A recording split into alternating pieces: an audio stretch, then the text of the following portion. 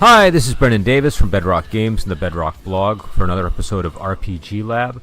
I'm here with Rob, Elliot, Nick, and Adam to talk about our Adventures in Middle-earth sessions that we ran. Rob ran us through the Cubicle 7 Adventures in Middle-earth, which is sort of a 5e version of The Lord of the Rings. And so we got a taste of what that system had to offer, and we just wanted to have a sort of a roundtable discussion about it. So I don't know, Rob, why don't you maybe lead with talking about just the game in general for people who don't know what it is? Well, a couple of years back, Cubicle 7 got the license to do a Middle-earth role-playing game, and they came out with the One Ring. And it's a game that puts an emphasis. It has a fair amount of narrative mechanics, and it was pretty abstract in some areas. And but it developed a good fan base.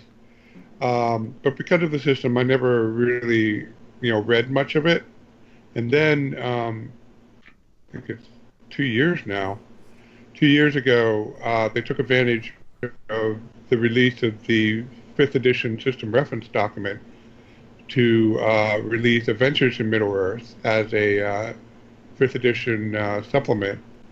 And what they did was they did something rather very interesting, and they pretty much jettisoned all the stuff, the D&D 5e stuff, the classes, the magic, the monsters. They're all compatible, but what they did is they presented a complete set of their own version. Now, some of them, like the Warrior, are pretty close to the D&D 5e fighter, the Slayer. Although the background of the Slayer is slightly different, but the powers are pretty much those of the 5th edition Barbarian. There are tweaks to make it fit in Middle-earth, but then they had radically different classes, like the Scholar, which was Ventures in Middle-earth doesn't have spells, doesn't have spell memorization. It has magic, but it's all subtle, and it's mostly wrapped up in the class abilities and their version of feats, which is called virtues. And it's very subtle, much like what you read in the Middle-earth novels and saw somewhat in the movies. And so the actual list of classes were a mix of those.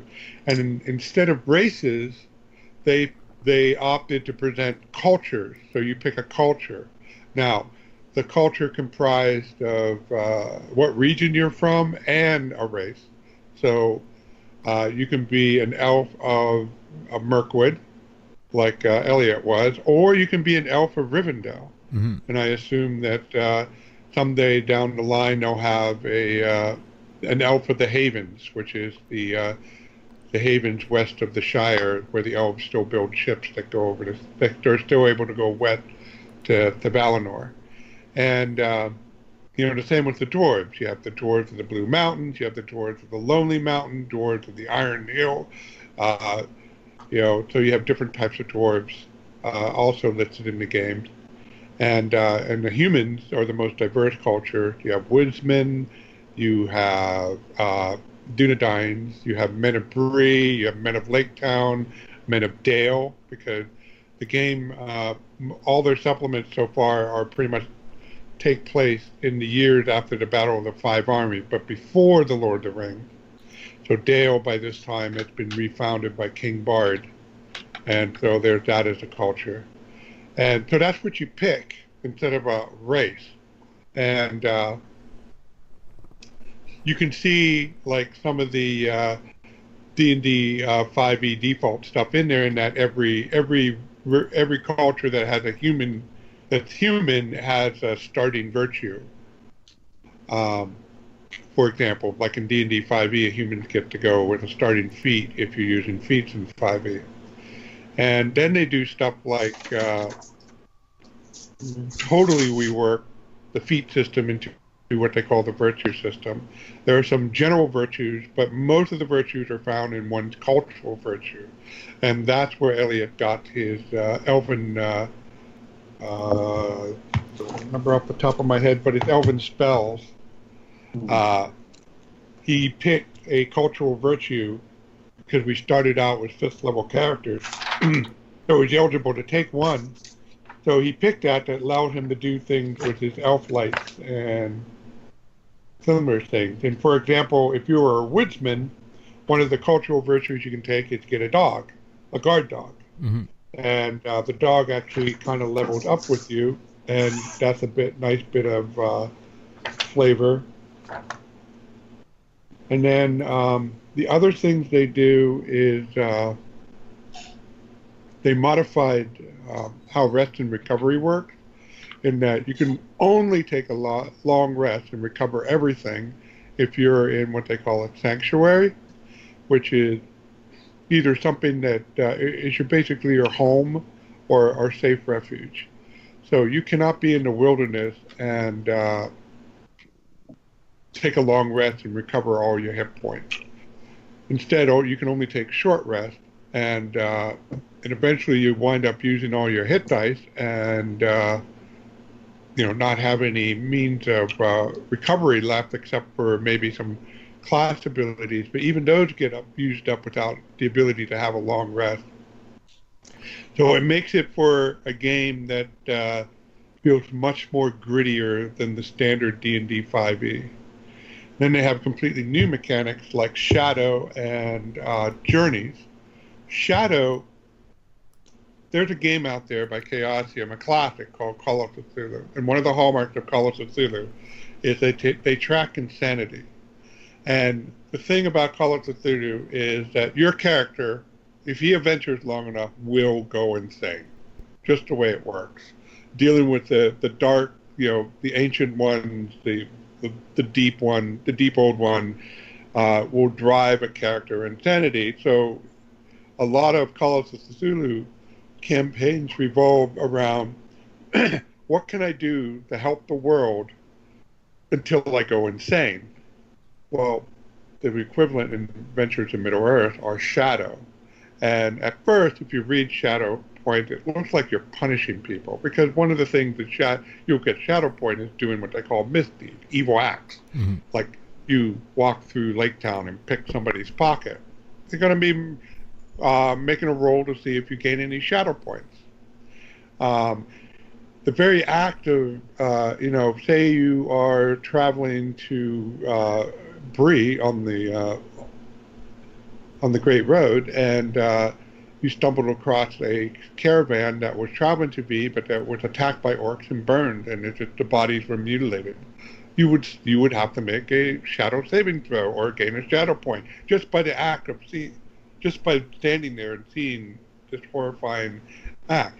But it's better to think of Shadow and Adventures in Middle-earth as the fact that Sauron is an evil that exists, and his influence extends throughout Middle-earth, and is always seeking cracks in a character's psyche to enter him and to magnify their worst impulse.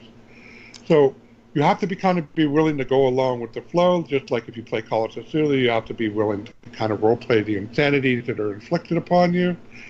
But overall, it's a mechanic I feel it really captures some of the feel that you read about in the books and see somewhat in the movies. And the next mechanic is a very clever way. They have a very clever way of handling long journeys, in that if you measure distance on any of the Middle-earth maps, either with the game or outside of it, you'll notice that to get anywhere, it involves travel for a very long time. You guys had to actually travel a week to get from where you started, which was Roscommon, Radagast's home, through the mountain hall and across the River Anduin into the Misty Mountains. And, it was a journey about 200 miles that you had to make. So rather than doing what D&D traditionally does, which is roll periodically for encounters, instead you look at the length of the journey and you roll, and that's how many encounters you have. So you can have 2 encounters, you can have 6 encounters. Then you roll what each encounters are. And what makes it nice is that you can sprinkle those encounters along the journey in whatever way that makes sense. And I found this very refreshing because, when you do it day by day, sometimes when you roll something, you get a little hard pressed to think Yeah. exactly why are these orcs in this particular spot. But with the liberty of sprinkling the encounters all the way long, you can, bunch them up and say, oh, you know what? 4 of these encounters will take place probably in one day in this one spot because it is a swamp infested with undead and other horrible things. So all of them will likely occur here. And then the other one, there may be one before that and one after that. So you get that freedom. I could feel that as a player, by the way. That felt to me like the part of the game that really emulated the feel of the stories to me. Like and I think I didn't know exactly what you were doing on the other side of the screen, but I just had a sense that it was that because you had mentioned that mechanic to me prior to play, that was something that really made the game shine. And then I'm sorry, go on, Nick. Oh, I just wanted to add to that. I think that's one of the things that definitely made Middle-earth feel different as a game is that the journey is part of what happens, just like the book Lord of the Rings. Yeah. So whereas Dungeons and Dragons doesn't usually give a lot of emphasis on travel, this absolutely does. And a lot of the events that happen on the journey, they're not encounters, so to speak, but events. So, like the first one is a chance encounter, which is basically your traditional encounter. But then you have herbs of stewed rabbit. You have a chance of getting food for your party, obstacle. And I believe this is one you encountered, Wonders of Middle-earth. The company finds presented with a spectacular bit. You were lingering memories of times long past. The company discovers a relic of your past age, a statue, a building, remains of an ancient settlement. And, and then each of these encounters have a series of roles that you deal with to resolve them after you do some role playing about them. And some of these, like if you didn't want to hunt for food, you have plenty of food on you, you can avoid it. And then the other thing about encounters or the journey things is that exhaustion. Now, you guys didn't run into this too much, but exhaustion plays a major factor in Adventures in Middle-earth. In D&D 5e, they have a mechanic called exhaustion. There are 6 levels, the highest of which, number 6, is death. The first of which, if you have 1 level of exhaustion, is you make your attacks at a disadvantage and some of your physical ability rolls. The second level is your movement is halved. So, and normally in D&D 5e, you can wipe out your levels of exhaustion by taking a long rest. Well, as I mentioned earlier, you don't get to take a long rest in Adventures in Middle-earth until you're in a sanctuary. But you could be stuck out in the wilderness, and you could be low on food, so you decide to, when you ran into herbs of stewed rabbit, you decided to hunt that deer that you ran across, but totally mucked up. It rolled a 1 on your survival roll for hunting. And you suffer a level of exhaustion. And now, anything else you encounter, you're at a disadvantage. Or if you were going to some site to investigate as part of the adventure, you will arrive at that site exhausted. However, in keeping with the Middle-earth theme, there are herbs, there are a few limited effects that can remove these levels of exhaustion. So, for example, later in the journey, your scholar could be see an area where he knows that there's I probably got the herb wrong, but let's call it a red water lily exists. And he knows when properly prepared, a red water lily will remove levels of exhaustion. So he can spend time searching for those. And if he's successful in his role, he can possibly get the players out of exhaustion. In fact, for my other group that I ran, Adventures in Middle-earth, one whole session turned into an adventure itself because of levels of exhaustion. They were traveling from Roskabol, where you guys started, to the old fort, a crossing of the Anduin. And it was a journey that took 4 or 5 days. Well, I rolled that they ran into an obstacle, and I decided, based on their past adventure, that some of one of their enemies, some bandits, altered the path that they were traveling and shunt them into an area that was swampy and difficult, in hopes of literally exhausting them so they can capture them later.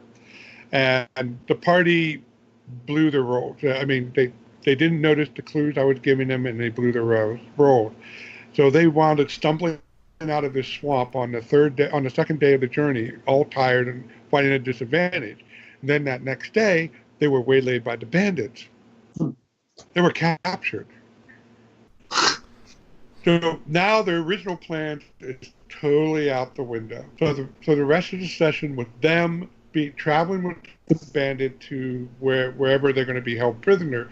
But the party was thinking on their feet, and one of the party was very good at tradition, persuasion, and stuff. And he convinced one of the greedier bandits that they stashed some gold in the area when they were trying to. They kind of went back toward basketball, and they were sneaking around it because they didn't want to encounter anybody living there. And he said, "Well, the dwarf hid some of his gold here, and that if while the rest are asleep, we can lead you to it."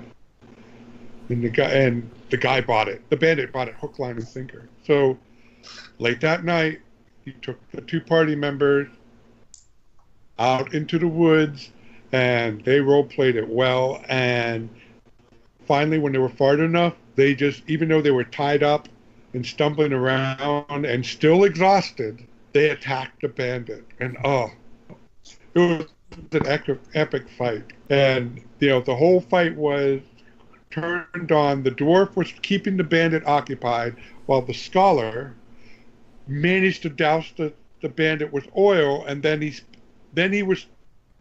lit the torch on fire. He was trying to hit the bandit, but for 5 rounds he kept missing. While the dwarf was running around the battlefield, because I use, as you guys know, I use miniatures, i.e. token and map. The dwarf was running around throwing rocks and stuff at the bandit, trying to keep the bandit occupied. Finally, the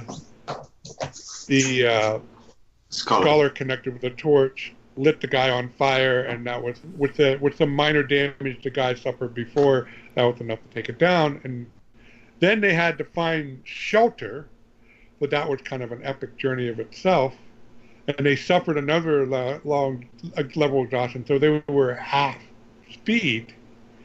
And then they didn't think they were going to survive, but they managed to get to a town, a place where there were woodsmen, and get rescued.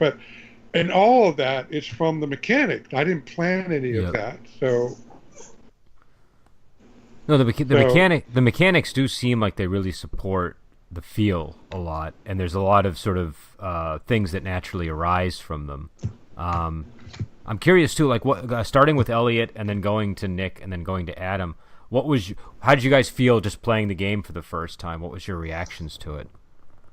I felt like I was in Middle Earth. It was not only the fact that the Roll20 had a lot of resources on it, which made it easy to refer to areas visually. And also, we had it all kind of fleshed out in front of us. But as you guys were talking about with the mechanics, it all felt like it also lent into the story in every single facet of its design. Like those random encounters that we were just talking about, to myself, felt extremely natural. They felt like it was, I was being taken on the adventure entirely inside of the story. It didn't feel like in D&D sometimes, or possibly even in some sessions where we've done with Wandering Heroes of Ogregate, where something is sprung on you. It's entirely there. It almost felt like we were just stumbling upon it in the world, rather than it kind of coming to us. So I felt like it was really, really well in kind of in the depth of it. So yeah. Nick, I love Lord of the Rings and Tolkien's work. And I think I often feel like I don't know it as well as many of my other friends who play it. So I came into this game a little bit concerned that I might not be able to fit into the feel of the game right away. And Rob had pre-generated characters for us, which was a huge advantage as far as I was concerned. But as soon as we started playing, and maybe this is a testament to Rob's game mastership, I absolutely felt like I was in the world of Lord of the Rings and in Middle-earth itself. And it was kind of neat because, thanks to copyright issues back in the 70s, things had to be changed in Dungeons and Dragons, hobbits became halflings after the first edition of the game was put out and things like that. So it was actually very nice to be able to have hobbits in a fifth ed game that fit right in. But I'll say I kind of felt that once our characters had all met one another, sort of once we kind of got through that whole, we had known each other and we kind of had a reason for our fellowship to be together, it felt very natural. And maybe thanks to the films, and, the books and the cartoons that some of us have seen and things like that, I felt very comfortable in the game, feeling like it was real token Lord of the Rings. And I made a comment earlier, saying that, suddenly the journey became important. And to me, that was very much a part of the game that is something that I gloss over in almost every other role-playing game that I play. Sort of getting somewhere is like the cutscene that happens rather than the action that happens. And I really felt that once we began playing, it became a natural fit, and it really felt to me like we were in Middle-earth. Yeah, Adam? Yeah, I would agree with the feeling of it, and I would, adding on to your point, I would say this is a game where you're really gonna like it if you are seriously into, Middle Earth. If you got like an obsessive knowledge about it, I think you're gonna be happy with it. But I wouldn't let that scare you off. I feel like, characters in Middle Earth can be explorers. You could be just someone from the Shire who's never set outside the Shire. You could be, a guy from Lake Town who's never explored much. And it's I don't feel like you need to come into the game with that knowledge, but you'll appreciate it if you do have it. I say that as someone that about 20 years ago was probably the peak of my knowledge on Middle Earth, and I've probably forgotten a lot over the years, but I felt very comfortable with it. But yeah, it does a very good job of the system. The travel rules, which we've talked about a lot already, those felt very good. They're mechanically structured, but in a way that you don't feel like you're locked in by it. It provides opportunities for you, not kind of imprisoning you in it. And my biggest concern when we sat down to play was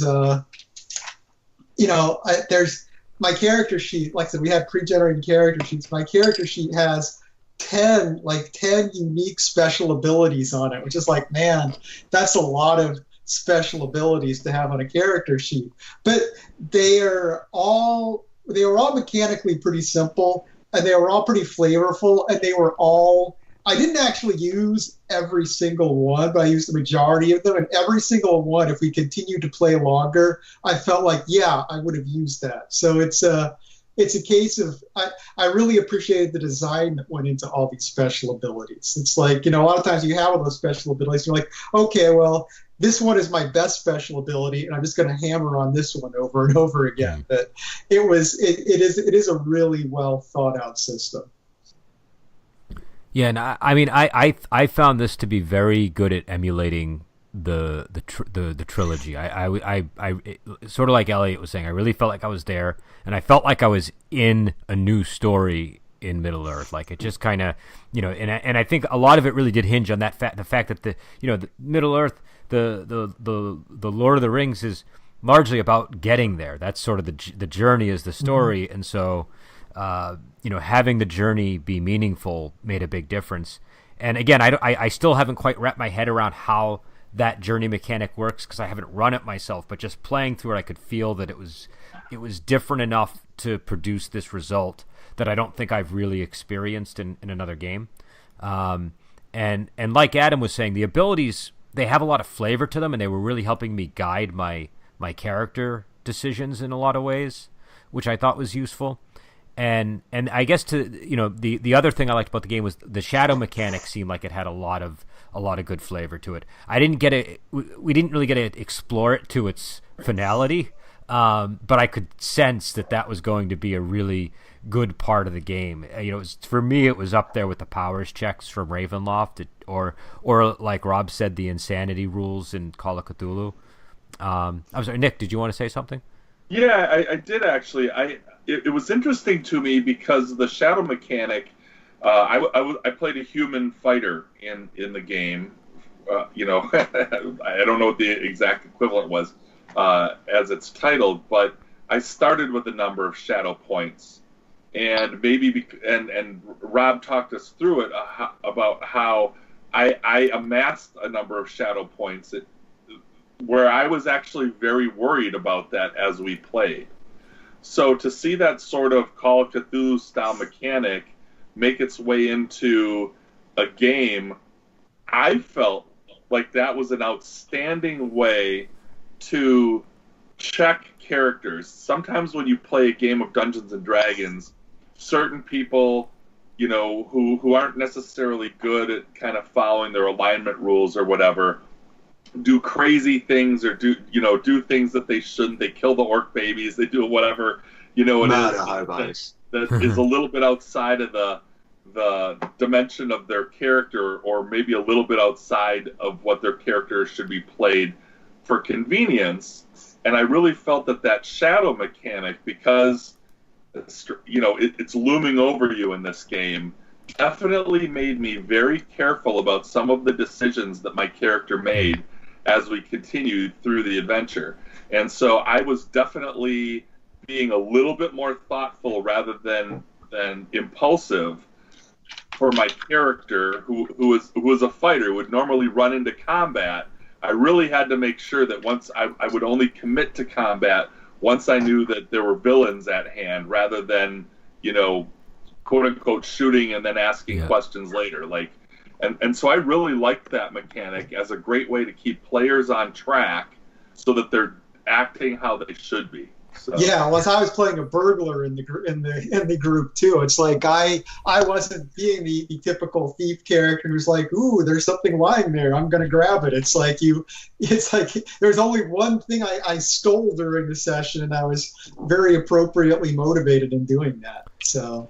Yeah, but Rob, does the mechanic have sort of a lure to it as well? Is it like both seductive and punishing at the same time? Because I kind of got the impression that over time there might be benefits to going down that path for certain characters. In benefits. Well, benefits in the, like is there this is one aspect of the mechanic I was a little bit unclear on. Is there is there, would there be a reason for me to embrace the shadow as a player, or is it all punitive? Well, technically it's all punitive, but it's structured in a way that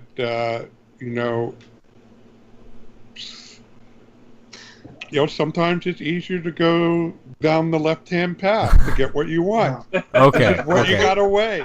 Yeah, like I said, my burglar character, it's like when we were hanging out with the humans and stuff, I could have been like, hey, I'm going to pick some pockets. Then I've got more gold to spend on cool stuff. So it's like, I think the benefits are just purely within the setting itself rather than the mechanics.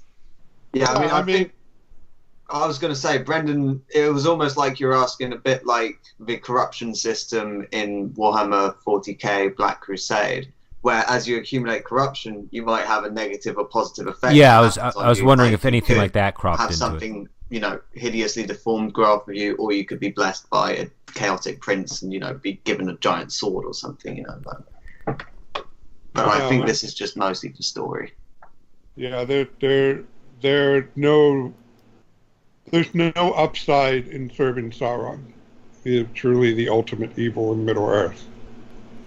I mean, basically, as you progress, I mean, if your say your weakness is lower power, and you finally start accruing your first permanent shadow point, and you start degenerating, you start off by being resentful, then you go to being arrogant, then you got to role play resentful, arrogant, and overconfident, and then just before you're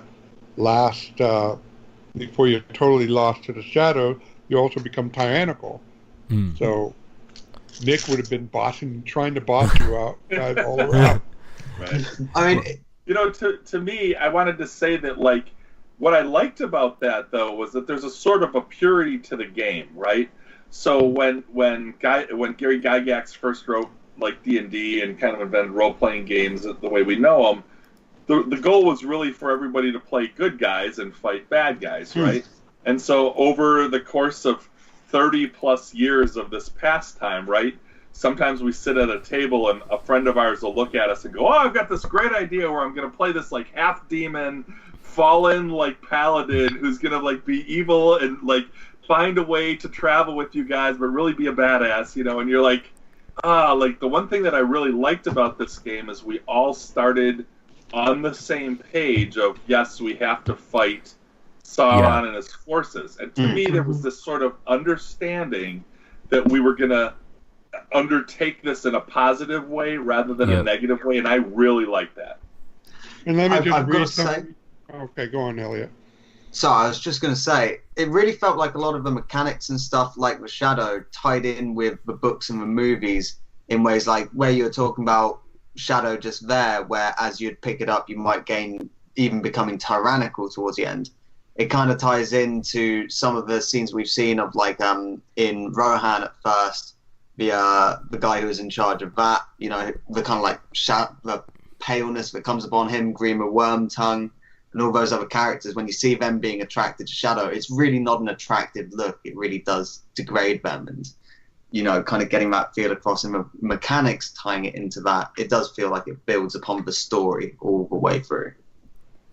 And here's the thing, until you get that very last shadow point, permanent shadow point, I mean, they call it out here in a paragraph perfectly.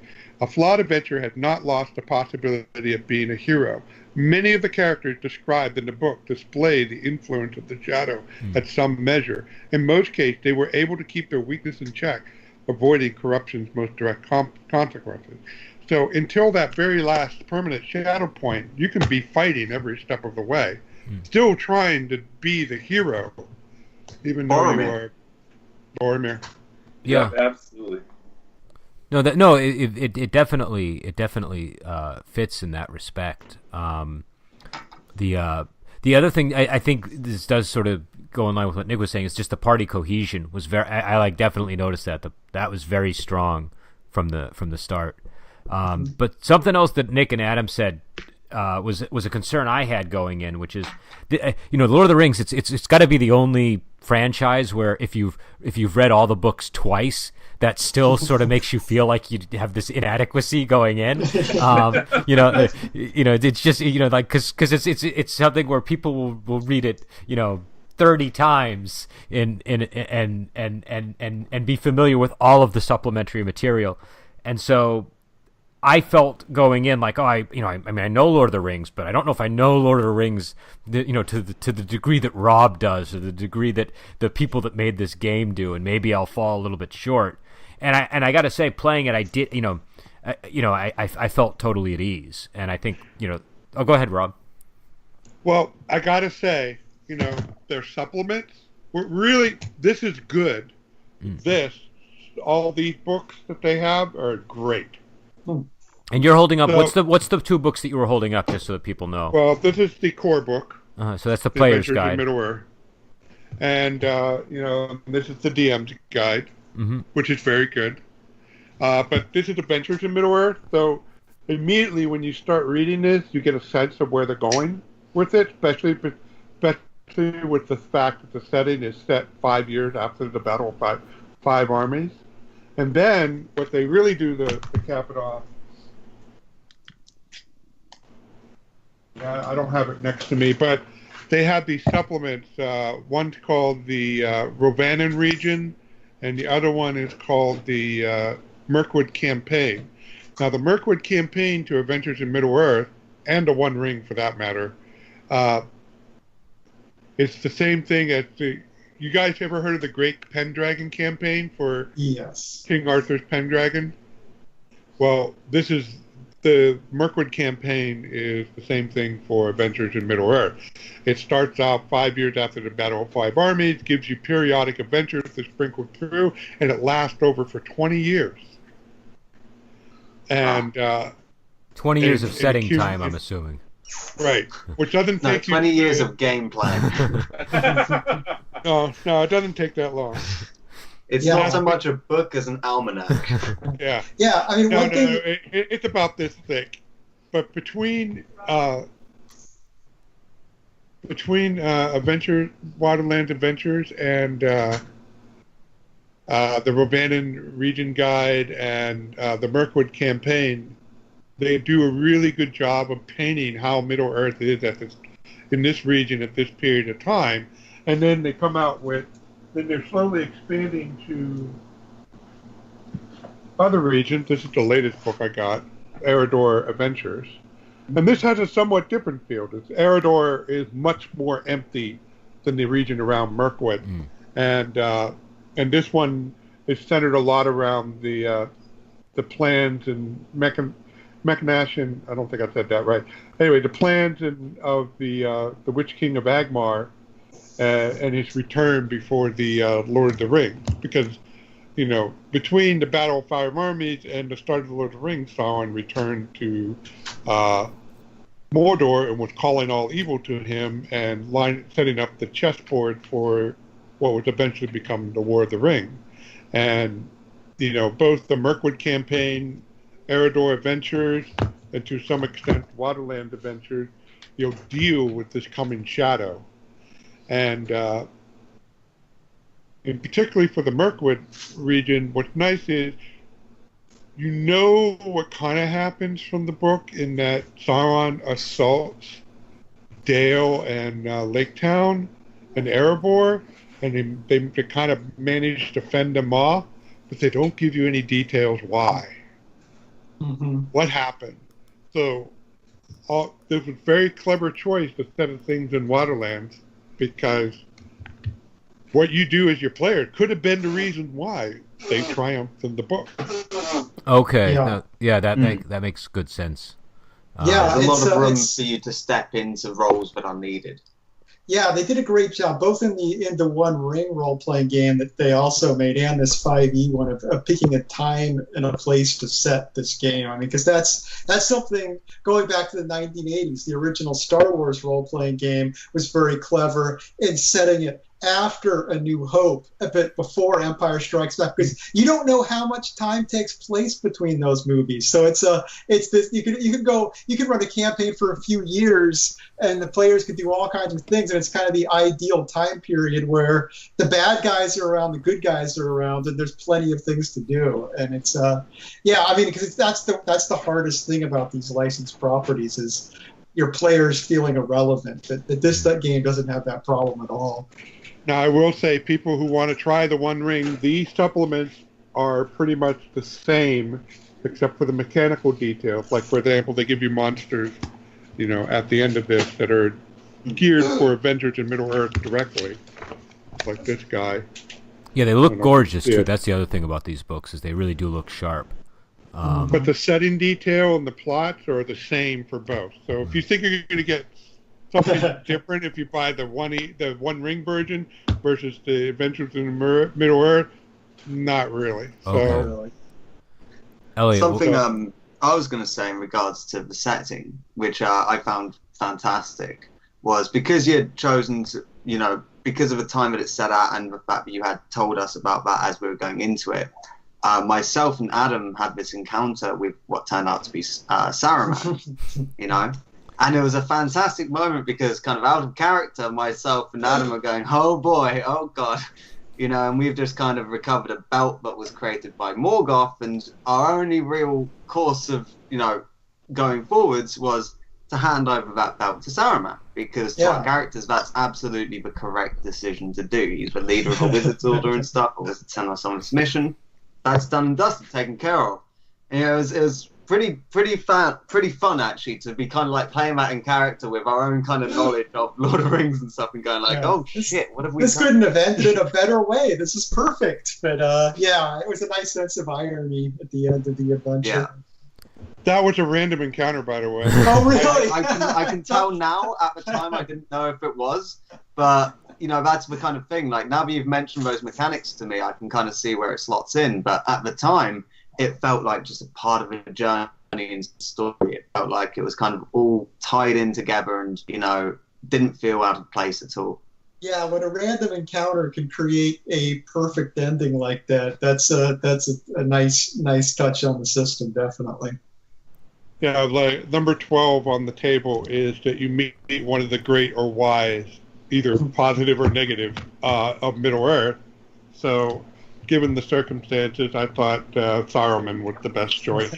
Now, I got to ask you, Rob, because you've clearly got a lot of these books, and I'm curious, is this like one of, or possibly your favorite game that's recently available? Because it seems like it's made a big impression on you. Oh, yeah. I mean, this is the latest RPG. It's not going to replace what I do with my Majestic Wildland, but it's going to sit there along with Traveler and Champion as one of my go-to RPGs to run campaigns with. And it's actually probably, other than Hardmaster, I guess it's my third fantasy RPG that now I would be happily play a campaign, especially when I have a specific idea for something. So, yeah, and I also think that this guy is the template. Any RPG designer in the industry would be a fool not to look at this, of how to adapt a licensed system to a pre-existing RPG. And it illustrates my point. I mean, I know I'm a bit the old man on the porch shouting at people coming by sometimes with this point, but my point is there's a difference between the mechanics of the rules and the stuff contained in the rules. That, what you do to hit somebody, to damage something, that can be pretty much done as rules as written. But all the other stuff, the character classes, the skill list, the feat list, the monsters, the spells, those can all be radically changed to produce a campaign with a very different feel, but you're still playing the same set of rules. You're not throwing away all your knowledge. And you don't have to twist the setting into something that is not just to fit your rules. Instead, by changing the stuff, you can make the rules be the perfect, musical instrument to play that song for that setting. It did feel to me like they moved the rules to in the right direction on every front, like from the magic to the journey mechanic to it all just kind of.